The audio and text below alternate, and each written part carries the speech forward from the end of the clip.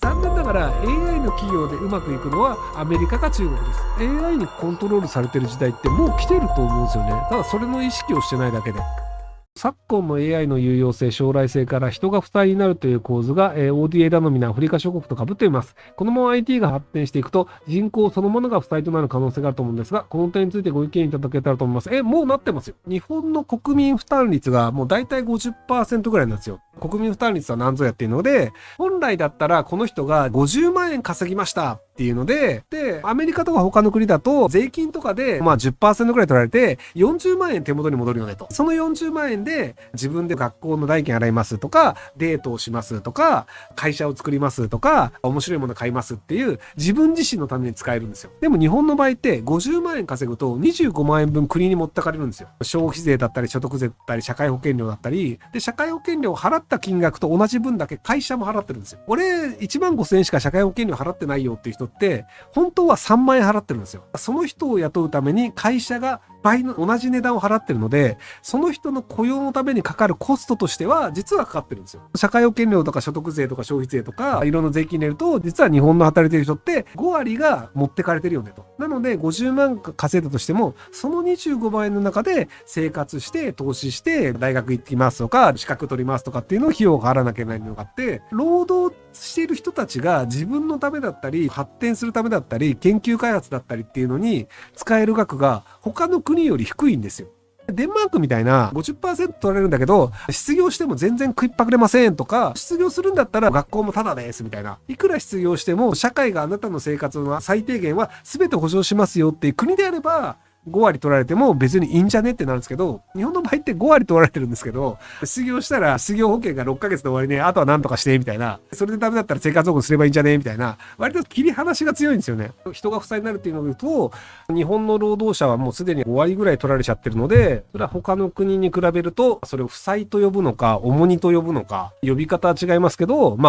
そういう形ではもうすでに始まってるんじゃないかなと思いますけど。食料の生産や発電や物流などが全て AI によって自動化することができたら、人類の大多数は働く必要がなくなるので、ベーシックインカムを実現できてしまうんじゃないかと思ってるんですが、もしそれが可能だとすると、ひろゆきさんの言われたベーシックインカム案よりも割と早く実現しそうな気がするんですが、どう思いますか？無理です。AI でいろいろなものが自動化することによって AI をうまく使った企業はめちゃめちゃ儲かります。で、その企業というのは多分アメリカか中国の会社です。アメリカと中国の会社がめちゃめちゃ利益を上げたとして、なぜ日本人にベーシックインカムを払うのですか？日本の会社がめちゃめちゃ儲かって、すげえ納税の額が上がって、日本がボロ儲けになって、じゃあ日本人に対しての福祉というのが増えるという可能性はあると思うんですけど、残念ながら AI の企業でうまくいくのはアメリカか中国です。めちゃめちゃ頭のいい人を大金払って集めまくって、Google みたいなところですでに大量のデータがあるところが AI でやるか、もしくは本来であれば法律上そんなデータ取れねえよっていうデータをバンバン取っちゃうっていう法律が関係ない中国で、中国のどっかの都市で信号を完全に AI が処理することによって渋滞を減らすのと、警察と救急車みたいな緊急車両をめちゃめちゃ早く飛ばすっていう街があるんですよ。緊急車両って一応あるんですけど、サイレンが鳴ったら青だけどサイレンが鳴ってるから車が行かないようにしようって自主的にするんだけど、でもやっぱり車が入っちゃってたりして緊急車両が止まって緊急車両通りますって日本もやるじゃないですか。フランスもやるんですけど、で中国の場合は緊急車両がここからここに向かってるっていうのが分かった時点で周りの信号を全部止めちゃうんですよ。なのでそもそも青信号で交差点に入るという車がないので、救急車ってアクセル踏みっぱなしでいいんですよ。っていうのでバーンって一気に行って、でそこで怪我人乗って今度は病院に行くっていうのが決まったら、こっからここのルートの信号を全部止めるっていうのを自動的にやる、警察が反則したとこもやるっていうのをやってる街があるんですけど、それって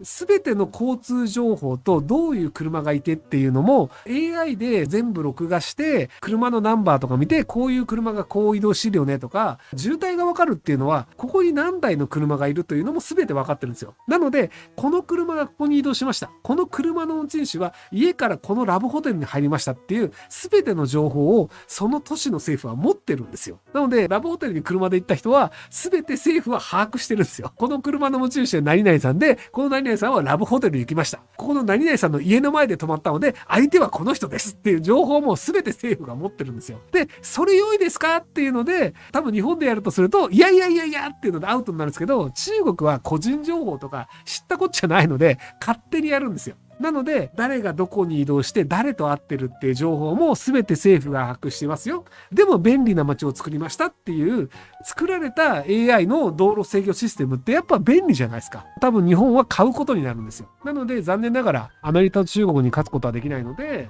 AI で儲かったから日本の納税額が増えるっていうのは難しいんじゃないかなと思います。ラブホの滞在時間も把握してるんで、こいつ20分で出てきたよとか、こいつ15分で出てきたよとかも政府が把握してるんですよ。AI を信仰する宗教があるみたいですが、今後恋愛から政治まで AI にコントロールされる時代が何年後に来ると思いますか？もう来てると思いますよ。Facebook とか Twitter とかでたまたま知り合いができましたとかっていう人って、なぜその人をフォローしたのかっていうのが、横にあるおすすめ欄でなんとなくクリックをしましたとか、知り合いがフォローしてたからとかなんですけど、知り合いがフォローしてた理由も、おすすめ出てきたからとか、いいねっていうハートのマークあるじゃないですか。で、ハートのマークの場合って、タイムラインに表示されなかったりしたりするんですよ。そこら辺の制御って Twitter が勝手にやってるんですよ。Twitter がおすすめする人をなんとなくフォローしましたとか、ハートのいいねを押したのが Twitter 側がこの人表示した方がいいよねっていうのでクリックしたりとかで、何らかしらの人の行動ってもう AI によって影響されまくってるんですよね。YouTube とかでこの YouTuber 好きだよねっていう人がなぜ見たのかっていうんだと、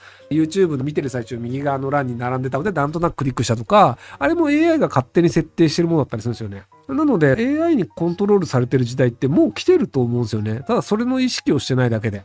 アメリカのトランプ大統領が選ばれた時に、ケンブリッジアナリティカっていう会社にすげえお金を払ってたんですけど、で、そこが Facebook を使ってるユーザーに対して、共和党支持者の人にはトランプいいよねっていう広告も出し、で、民衆党支持者の人には、でもこういう状況の問題って悪いと思いませんか？で、それに対しては、こうやって解決することができるんですよ、みたいな動画を出すみたいな、人のパターンによって出す広告を変えるみたいなのをやって、人の考えを変えていくみたいな広告っていうのにバンバンお金払ってたんですよね。トランプ陣営が。ケンブリッジアナリティカが一生懸命そういう人によって違う広告を出すっていうのをやって、で、その結果、2回目ではトランプ大統領負けたんですけど、1回目はそうやってトランプさんが勝って大統領になったって言われてるので、AI で人をコントロールするっていうのは政治に関してもすでに起きてるんじゃないかなと思います。トランプ負けてんじゃんは2回目の話ですね。ケンブリッジアナリティカがそれやりすぎだよねって言われて、Facebook も政治をコントロールしてしまう力があるので、ああいうのやっちゃいけないよねっていうのが議会に呼ばれて、なので Facebook ユーザー向けに政治的な広告を出すっていうのが Facebook できなくなっちゃったんですよ。その結果トランプ大統領2回目は負けたっていうのがあるので、1回目に Facebook を使って AI を使って政治をコントロールするっていうのは